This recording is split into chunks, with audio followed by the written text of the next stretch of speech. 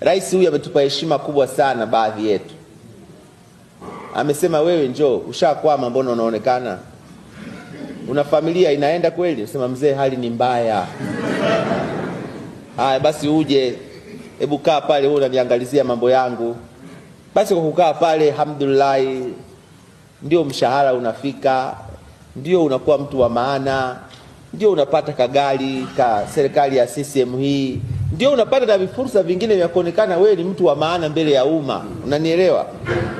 Lakini anakupa hiyo kazi, anasema nisaidie hizi kazi sasa mpaka tutapofika mtoni.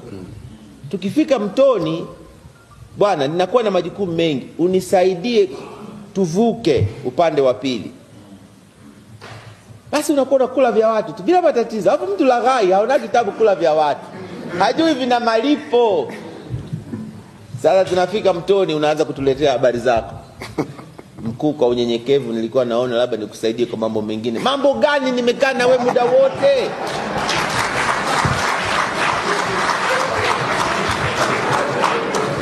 Mambo gani tena? Si ungeniambia miaka miwili iliyopita? Bwana we, Mkumi, naona huku nitakusaidia vizuri. Tangu lini wewe unaniambiaga mimi utanisaidiaje vizuri? Ni yeye anaona utamsaidiaje vizuri. Sasa unaanza kujipangia majukumu kwa kuingia kichwani kwa mwenyekiti wetu. Mwiko mkubwa kujaribu wala kuwaza ndani ya kichwa cha mwenyekiti. Mwiko. Kama wako hapa watu wanaodhani hii ni tiketi ya kwenda kwenye uwaziri, kweli kabisa mnatakiwa mkatubu kanisani na msikitini.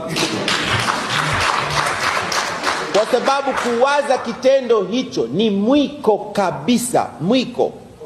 Mwiko.